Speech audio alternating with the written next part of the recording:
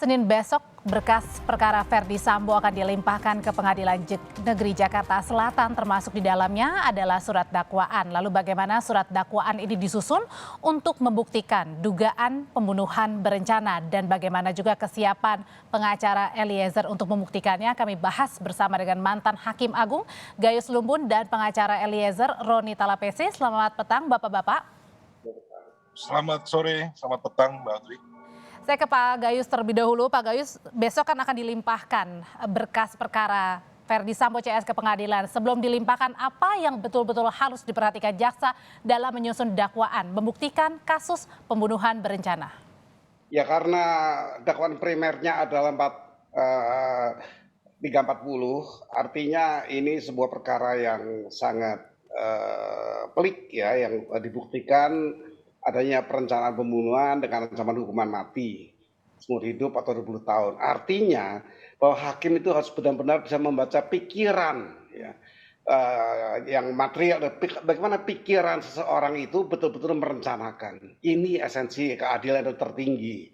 Tidak hanya bukti-bukti yang menunjukkan itu, tetapi juga bagaimana orang bisa membaca pikiran orang tentang dia telah berencana untuk melakukan tindak kejahatan yang maksimal dengan berdarah dingin. Kalau disebut sebagai 340 itu berdarah dingin, dengan tenang, dengan tidak ragu-ragu.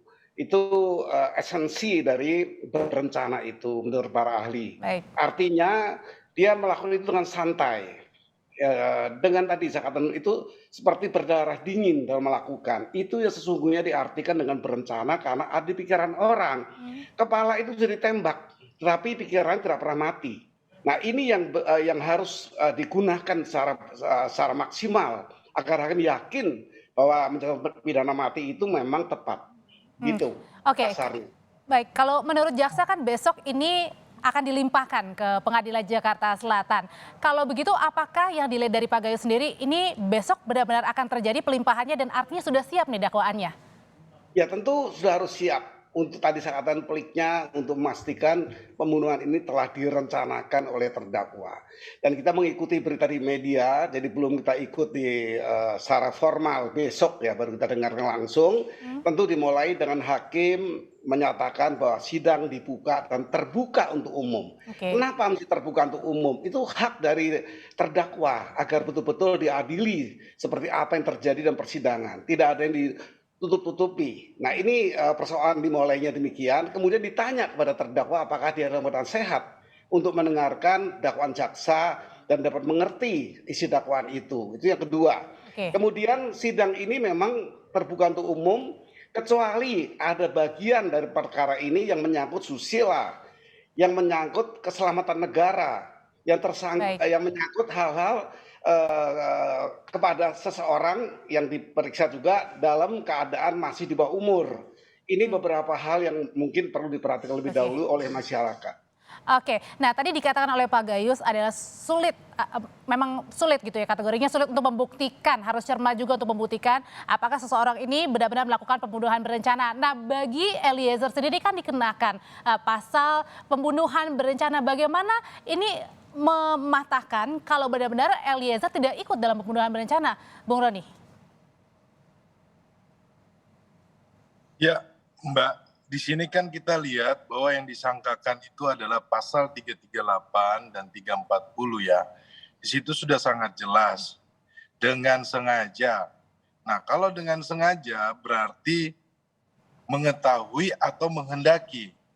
Nah dalam proses pemeriksaan pendampingan saya dengan klien saya Baradae, bahwa analisa saya bahwa tidak terbukti bahwa klien saya ini tidak mengetahui ya. Jadi tidak mengetahui apa yang terjadi, dia hanya melaksanakan perintah, pertama itu. Yang kedua, dalam proses tapi kan termasuk juga melakukan perintah yang disuruh. Kalau perbuatan klien saya, kami tidak mengelak, betul melakukan itu, tetapi kan ada sebab dan akibatnya. Nah ini adalah rangkaian kronologis yang tidak bisa. Bayangkan saja kalau pangkat paling rendah, tingkat paling rendah Barada berhadapan dengan jenderal yang saat itu. Tapi nanti kita akan buktikan di pengadilan. Nah itu nanti kita akan sampaikan di pengadilan secara terbuka. Oke. Nah, oke, kalau gitu Pak Gayus, nah dalam kasus Eliezer sendiri nih ingin membuktikan bahwa dia disuruh diperintah, tapi dikenakannya pasal 340. Ini membuktikannya bagaimana nanti? Ya tentu sebawahan betul harus tunduk pada pimpinan ya. Tentu nanti yang dianalisis adalah jenis perintahnya. Apakah perintahnya ini betul-betul untuk membunuh atau perintahnya ini untuk suatu hal, dan apakah dengan tekanan yang kalau kita sebut sebagai perkara notwear ya. Notwear itu adalah satu keadaan memaksa yang karena keterpaksaan saja baru melakukan. Ini nanti akan dianalisis. Dua analisis, analisis perbuatan dan analisis yuridis yang berkaitan. Itu untuk pasal-pasal mengatur mengenai notwear, tapi bukan overmah bagi saya. Overmah itu ada karena sesuatu kekuatan ketentuan, misalnya hukum, itu baru orang mengeksekusi karena perintah. Nah, ini bukan, ini notwear ya. Artinya ini ada sesuatu yang menjadikan dia harus melakukan. Oke, nah kalau misalnya bagi Eliezer sendiri, apa lagi yang sedang disiapkan selain tentunya kesaksian dari Eliezer tersendiri, Bung Roni?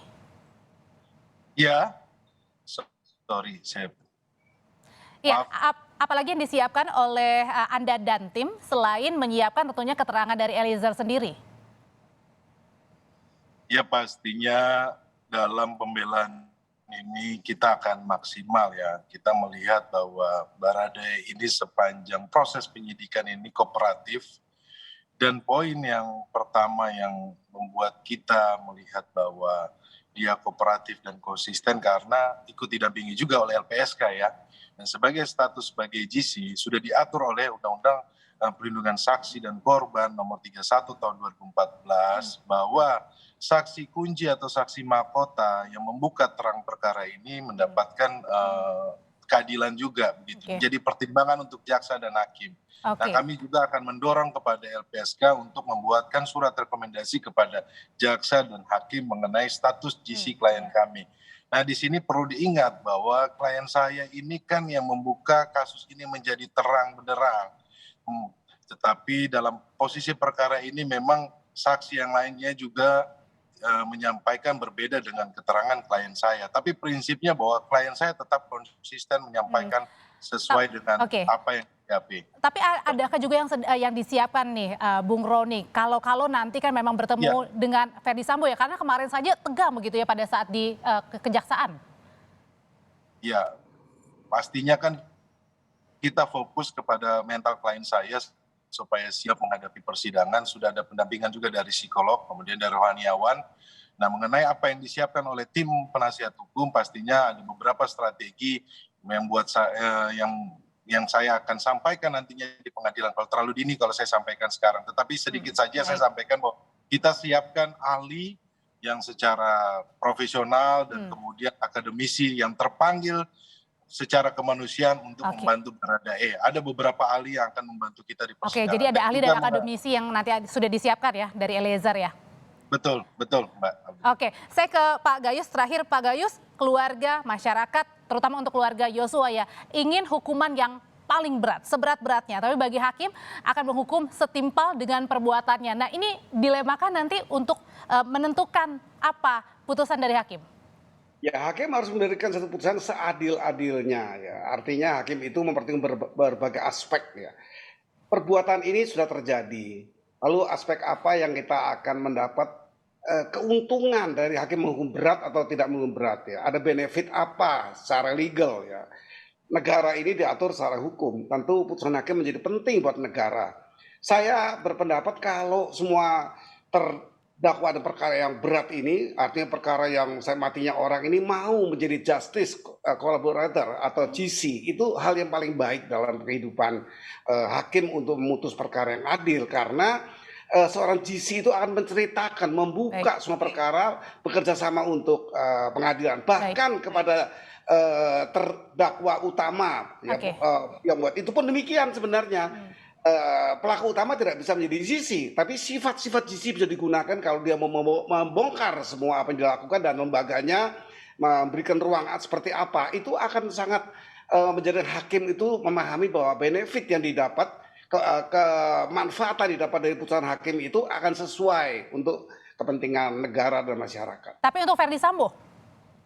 ya, tidak bisa menjadi GC karena dia pelaku utama, tetapi sifat-sifat dari pelaku dari GC itu kalau digunakan itu membuat hakim akan mendapatkan manfaat putusan akan bermanfaat. Dia mau membongkar semua persoalan, mau membongkar perbaikan ke depan nanti untuk kepolisian yang lebih baik lagi. Ini akan menjadikan pandangan hakim biasanya juga akan meringankan. Oke, terakhir Bung Roni, perlindungan nantinya ketika dalam sidang, khususnya untuk Eliezer sendiri.